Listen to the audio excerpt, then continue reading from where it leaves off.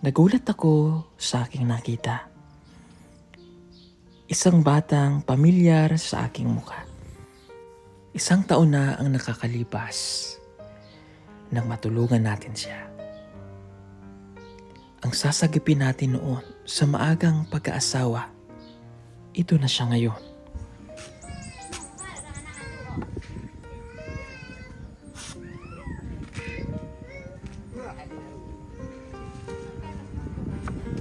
Si Clarissa ay isang ganap ng ina. Ito ang buhay na pinili niya. Ang sanay papel at ballpen ang kanyang hawak. Ngayon ay ang pag-aapaka para mabuhay ang kanyang pamilya.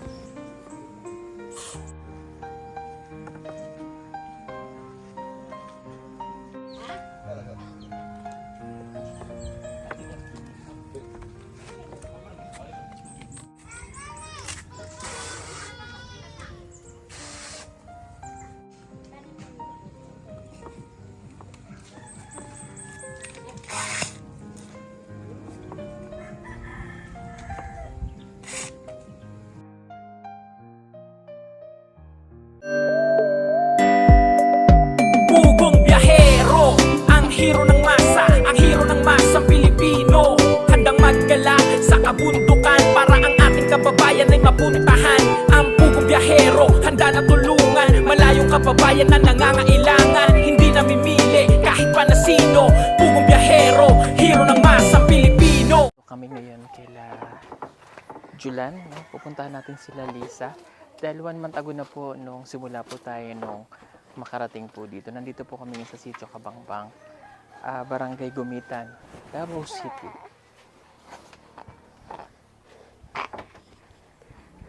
Ayo! Ay, hello mga kababayan. Nandito yung kapatid po o yung ate nila, si Clarissa, kung matatandaan nyo po. No? Siya po yung una nating natulungan. Bago pa yung mga kapatid po nila, o kapatid ni Clarissa. Para ano nyo po, para matawag niyan, para maintindihan nyo po yung sinasabi. Siyempre may mga bago tayong viewers, meron tayong mga dati ng viewers. Si Clarissa ay yung dalaga noon na tulungan natin. Ito po yung atin ni Lisa, at saka nila Julan at saka ni Makoy. Natulungan namin siya noon. Kasama ko pa noon sila Kuya Eli. Sasagipin ko sana siya sa maagang pag-aasawa. Kaya lang, mas pinili niya po, no, yung pag-aasawa. Ngayon nandito siya.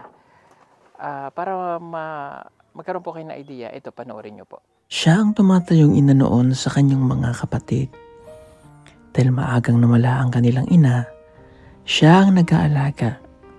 Siya ang gumagawa ng mga gawaing bahay na tulad ng isang ina para mabantayan at maalagaan ang kanyang mga kapatid.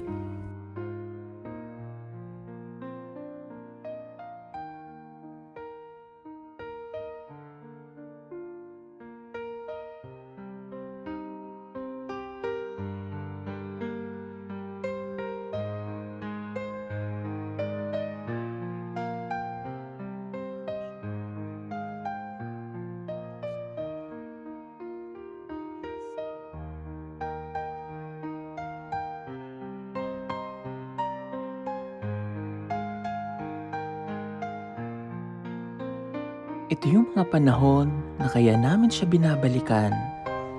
Kinakausap ang kanyang mga magulang ay para masakit sa kanyang maagang pag-aasawa. Hinarap namin ang kanyang mga kamag-anak upang maayos sana at mailigtas siya. Subalit, gulat kami sa desisyon ni Clarissa. Siya na mismo ang gusto mag-asawa. Gusto din mo mag-minion or di?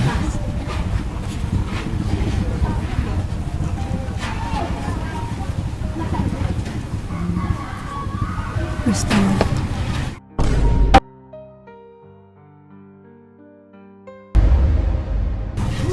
Gusto mo na magminyo? Nang marinig ko ang kanyang naging desisyon, nakaramdam ako ng pagkadismaya at lungkot. dahil hindi ko inaasahan na ganun ang kanyang magiging sagot. Pagkalipas ng 1 taon, ito na ngayon, si Clarissa, isa ng batang ina. Alam nyo, ang ganda pa rin itong bata na to. Hindi ako makatuloy ng paso. Kasi nung unang nakilala po naman gandang-ganda ako. Ang ganda pa rin niya hanggang ngayon. Pasok ako ha, Clarissa. Okay. Ay naku, nanay ka na. Isa ka ng ganap na ina. Basta ka. Okay. Oh, nanay na nanay ka na. Pero you look so beautiful pa rin. Ang ganda mo pa rin. At lalong gumanda yung, no?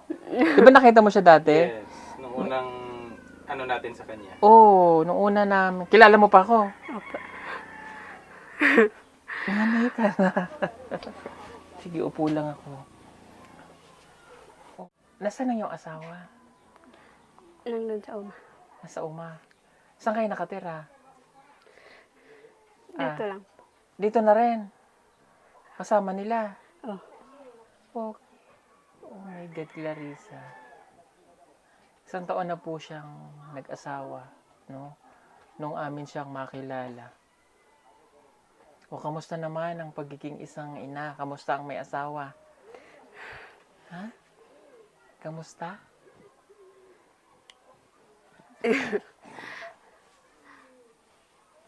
Okay naman. Okay naman? Kaya lang syempre, di ba? Oh. Nagulat ako, ganyan na yung naging ano mo. Pero, ganun talaga ang life. Yun ang buhay na pinili. Naging nanay ka na. Ilang months na yung anak mo? 6. Oh, 6 months na. Babae, lalaki? Bye. Oh. Nung kita'y nakilala dito, nung ako'y umalis na, nagdiretso ka na pag-asawa, no? Nagdiretso na, no? Okay. Saan kayo tumira nun? Sabi ni Lisa, nasa Bukidnon kayo. Tama? Oh. Okay. Nung nasa Bukidnon, saan kayo dun sa Bukidnon? Sa- Sa Dapit. Buskuhan. Buskuhan. Okay. Okay. Ayan. So, it's been, 1 year nung siya po ay aming natulungan.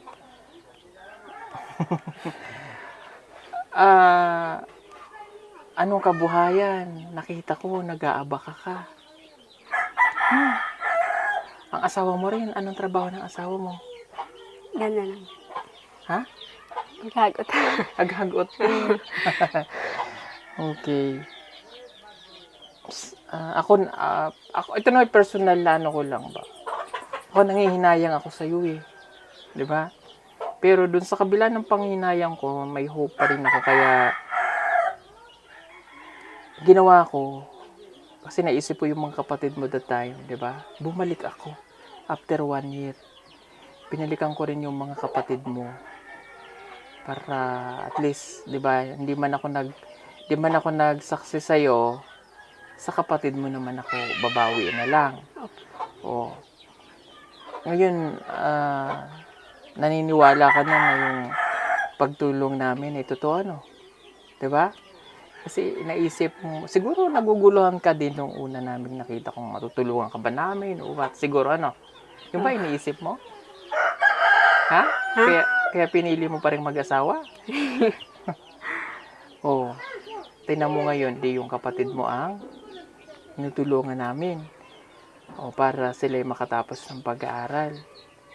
O, ito ano ko lang naman ulit, no? Pero kung ako ang pinili mo, nag-aaral ka ngayon, no?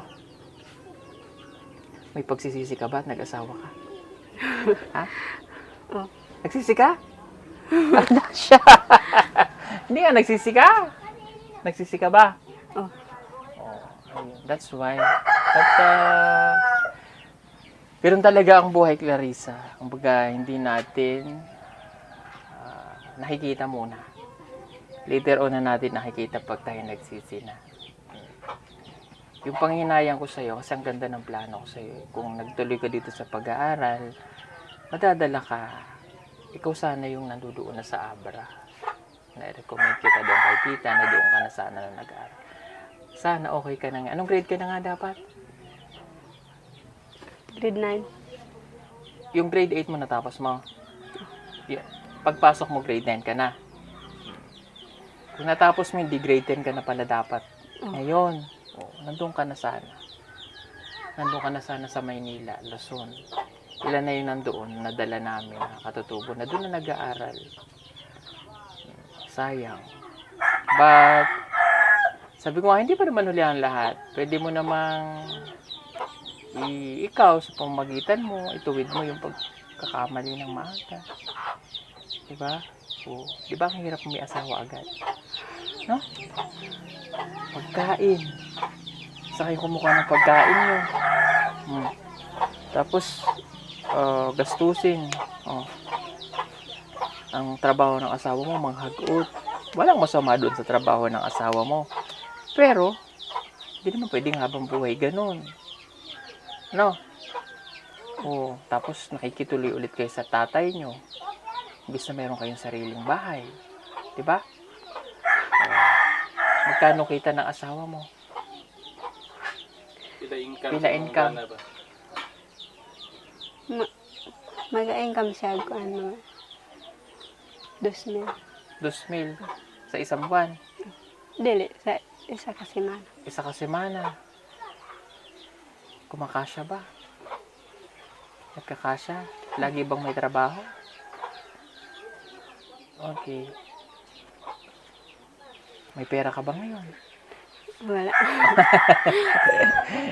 Okay. Sayang, Clarissa, ano? Pero mag-aral ka pa. Ngayon nag-aral ako ng ALS. Nag-aral ka ngayon ng ALS? Ngayon? Sure? Oh. Mabuti. Sino napunta dito na mag-ano ng ALS? Sino ang nag-adto dito? Mga taga-school? Oh. Okay. Yung ano, nagmo-module kayo or anong pag-aaral nyo module? Oh. Tapos, sasubmit na lang. Sure? Nag-ALS ka? Oh.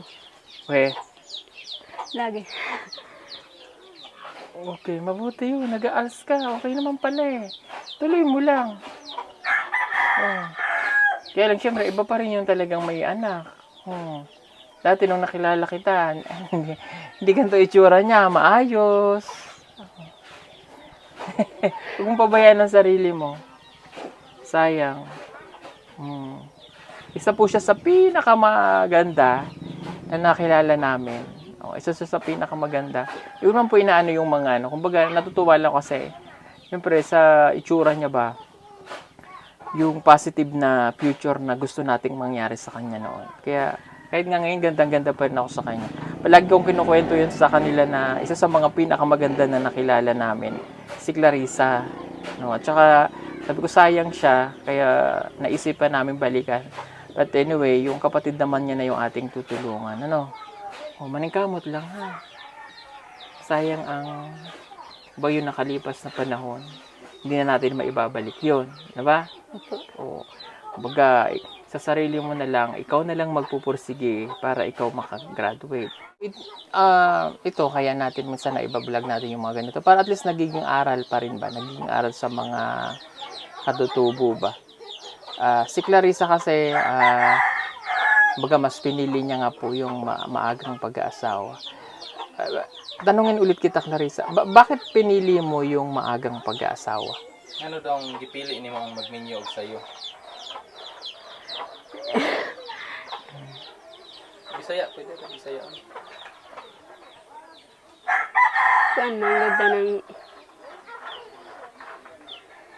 mang nagpili kung magminyo ko kay para na makakuan sa akong manghod. Para may makatulong. Okay. Pero sa tingin mo ba nakatulong? O nadagdagan lalo yung pagsubok, yung hirap? Nadagdagan, di ba? Ayan. Mas lalong nahirap yung naging resulta. That's why, kaya lagi namin pinipilit, pinapaintindi sa inyo, sa mga katulad ninyo na mga bata pa nag-aasawa na, piliin pa rin yung edukasyon. Huwag laging pipiliin yung panandali ang kaligayahan. Na overthink tayo na pag ako'y nag-asawa, ay mariresolve yung problema ko sa kahirapan, which is hindi. Kasi ang naging resulta, yung magiging asawa mo, wala ring maayos na trabaho. Hindi naman sa ginajudge natin, pero dapat pinaghahandaan. No? Katulad niyan, nag-asawa ka ng maaga, nabuntis ka, nagkaanak ka. Another cargo ulit, 'di ba? Which is hindi pa dapat. Tapos, pag maaga ka nag-asawa, yung responsibilidad mo, mas lalong dadako. Mas magiging mas mahirap. No? Okay? So, kung nag-aaral ka sana ngayon at nasa face-to-face ka, mas maganda yung magiging hubog ng iyong edukasyon. No? Compare sa nag-aals ka, hindi ko naman inaano yung sa nag-aals dahil napakaganda po ng programa ngayon. What I mean is, mas maayos sana yung pag-aaral ni Clarissa kung nasa sa school siya. Okay? Ano na lang ang mensahe ni Clarissa? Hindi naman para ma-offend kita, no? Hindi naman para ma-offend natin yung iba. Minsan, yung katulad nila yung nagiging ambassador ba? Para mas maintindihan yung mga katutubo na ito yung mangyayari kapag tayo nag-asawa ng maaga. No? Ano na lang yung gusto mong sabihin sa mga kabataan ngayon na nag-aaral na dapat mag-aral, no? O ano na lang yung mensahe mo na dapat yung mga kabataan ngayon ay ganito, no? Paano mo sasabihin sa mga katutubo yung naging experience mo na ngayon ay may asawa ka na?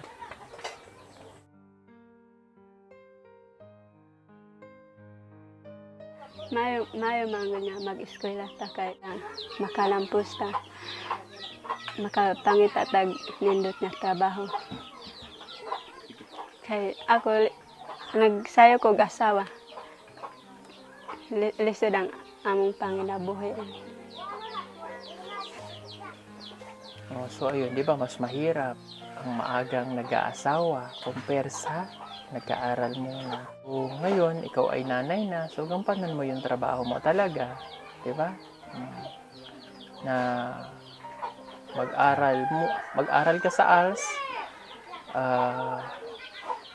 pagpatuloy mo lang siya, huwag ka munang dadagdagan ng yung anak dahil mas mahirap pag nadagdagan na. Opo. Pwede sana mag-implant ka. Walang masama doon sa pinili mo na pag-aasawa. Kasi lahat naman ay darating sa punto ng buhay natin na talagang mag-aasawa para makabuo ng pamilya.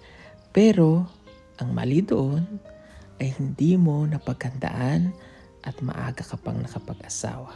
Para hindi sana naging ganito yung buhay. Tipan mo yung Clarissa, bata ka pa. Huwag mo muna susundan. Ha? Okay?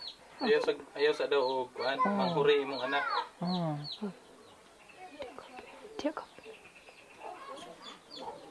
Isipin mo muna yung mas maayo na buhay. Ha? Tsaka yung asawa mo, dapat ganito, Clarissa. Ang asawa mo, dapat kayong bumukod ng tahanan. Huwag sasama kay na tatay. Kasi paano kayo matututo sa sarili nyo kung wala kayong sariling bahay? Di ba? O, pwede magtayo din eh. Pwede magtayo dyan. Pwede naman yata, di ba? O, maningkamot ang iyong asawa. Kung nandito ang asawa mo, susuntukin ko. Kasi dapat kayo ay mayroon sariling bahay. Huwag sasama sa parents. Kasi may ano rin sila eh, di ba? At kung sasama kayo, talagang walang-wala, wala tayong magagawa. But, kumilos nang naayon, ha? Okay? Minsan, nagiging katamaran na lang kapag gano'n. Ha? Okay, ang anak mo sa'yo natutoy. Sa'yo na gatas. Okay. Sige, ang asawa mo kailan na uli? Kunya, nandito. O anong pagkain niyo mamaya? Ha? Muli raman to siya. Ha? Muli ra. Uuwi? May bigas kayo? Oo, mabuti. Ha? Okay? Sige. It's nice to see you, Clarissa. At sa mga kababayan po natin, again, siya po yung natulungan natin noon, no, na may anak na ngayon. Mas pinili niya po kasi yung maagang pag-aasawa noon. Pero sana, kung nangihinayang lang naman talaga ako, no, binabalikan lang natin. Pero at least nagiging aral din sa kanya at nagiging aral sa iba. No po? Okay, sige po mga kababayan. Salamat, Clarissa. nakita kita ulit. Masaya ako na nakita kita. Ha? Payo ko lang again, huwag mong dadagdagan ang iyong anak na muna. Okay? Sige. Ito kahit para makatulong ako sa'yo, pambili mo ng anything na kailangan mo. Ha? Okay. Hindi na natin maibabalik ang nakaraan. Nanghinayang lang po ako sa kanya. Kahit si Paul, nanghihinayang siya. Kasi, pinilit naman siya nung hanggang ngayon, nanghihinayang pa rin ako. Kaya nga binalikan namin yung mga kapatid niya. Sabi ko, kahit doon na lang sa mga kapatid niya. Kasi wala na tong nanay eh. So yung tatay naman nila, may trabaho pero hindi naman po ganun kaano yung sweldo nila.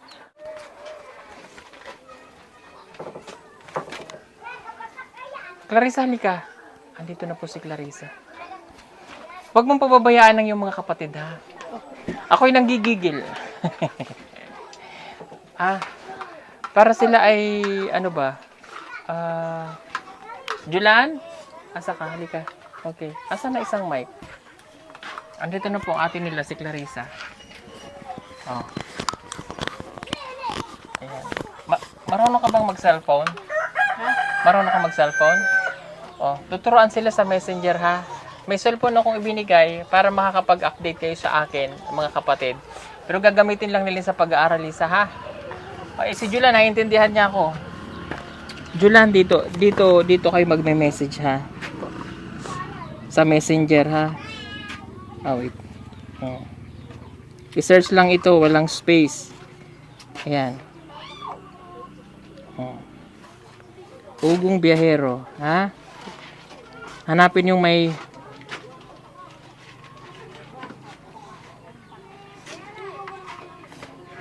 may 2.5 million followers para mahanap nyo sa Facebook.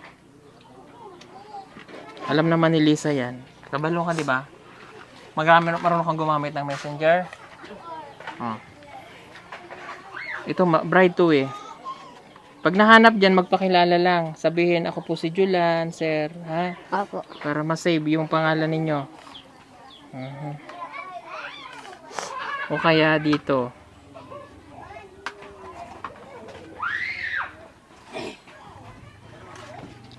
O kaya mag-message dyan, ha?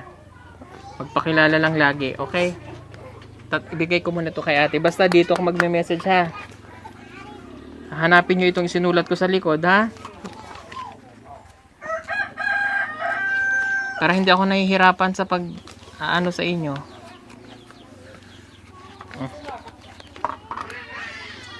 Lisa. Okay, Clarissa, halika. Tulungan mo sila, ha? Dito pa naman kayo nakatira para maging malinis sila sa bahay, ha? Okay? Yung mga kailangan nila, mayroon silang allowance, Lisa. Hanin ko dito. May allowance yan mga yan. Kailangan, magbibili nila yung mga pang-breakfast, baon sa school. Ha? Mahirap kasi ito mga kababayan, wala silang nanay talaga eh. Okay? Sige po mga kababayan, at ihahatid pa namin ito doon para makauwi na si Lisa doon sa ano nila. Ang cellphone nasa kanya. Akin na muna at tuturuan ko pa itong magano doon. Pagbalik na lang niya mamaya. I-installan to ng Messenger eh. Okay? Tapos, yung charger nandito. Iwan muna yan. Iwan ito. Itago. I-keep safe to. Lisa, itago ang ano ha. Itago. Ang pera sa kanilang magkakapatid. Okay? Hindi pwedeng ihatag sa mga kung sino ha. Kasi pagka inawalan, tutulungan ba kayo? Diba hindi? Tutulungan ba sila? Diba hindi? O, kailangan para sa pag-aaral nila. Ito, magaling tong bata na to. Magaling tong kapatid mo mag-aaral. Lisa, mag-aaral kang magaling ha. Huwag pa tawa-tawa. Ha? Pag kinakausap. Lagi okay lang mag-smile pagka magbaba. Pag kinakausap ka, seryoso lang lagi. Ha? Parang ikaw din yung kinakausap ko. Diba si Julan, ang galing. Ha? Mag-eskwela og tarong ha? Kailangan lahat ng tinuturo ng teacher mapasa utak. Ha? Huwag nyo sayangin yung tinutulong na sponsor nyo, ha? Pag nasayang yan, wala na. Sino pa ang tutulong sa inyo? O ano sabi ko, Julan? Yang Hmm. sayang sa lapi. Oh, huwag sayangin ng salapi. Kasi yung mga sponsor, no? Opo. Wala nang tutulong, no? Oh. Bright yung kapatid mo. Sayang. Kasi ikaw, hindi ka nag-ano sa akin eh. Joke lang. O sige ha. Okay na? Opo. Pasok na ha? Okay, mag-aaral mabuti. September 12. Mag-message kayo sa akin para malaman ko kung saan ko ipapadala ang GCash. Alam mo yung GCash? Doon sinesend ang pera, di ba? Oh. Para hindi na ako pupunta ulit dito. Next month na ulit ang visit ko sa dami na aking pinupuntahan. Okay? Para hindi na-delay ang inyong allowance. Kapag na-delay ang allowance nyo, wala kayo. Paano? Di ba? Lahat ng scholar ko, ganun ang ginagawa ko. Ha? Pinapadala ko through GCash. Naka-record lahat yan. Naka-alarm kung kailan ipapadala. So, pag hindi kayo nag-message sa akin, wala kayong allowance. Naintindihan mo ako? Dylan, September 12 ha? Magme-message ulit. Mamayang gabi, pag marunong na kayong gumamit sa cellphone, tuturuan ko naman siya mamaya magme-message. Okay? Sige po mga kababayan, maraming pong salamat. God bless po sa inyo. Sige po at kami ay aalis na. God bless sa inyo lahat. Bye-bye. Mainit ang panahon at kailangan mong magtipid ng kuryente. Huwag kang mag-alala dahil meron tayong solar stand pan. Pwede mo na itong gamitin gamit ang solar panel at pwede rin ito sa electric. Napakadali lamang nitong gamitin. Isaksak lamang ang cable ng solar panel sa stand pan.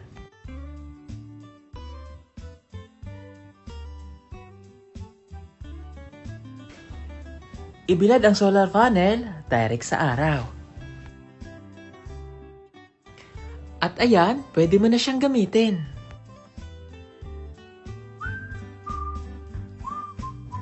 Napakaganda nitong solar stand pan na ito at napakatibay. Mayroon na rin siyang ilaw at pwede ka ritong mag-charge ng cellphone.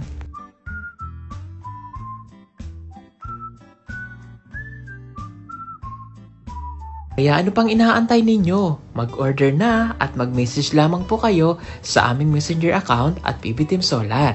Sa bawat order po ninyo ay malaking tulong po sa ginagawang pagtulong ng PB Team. Maraming salamat po!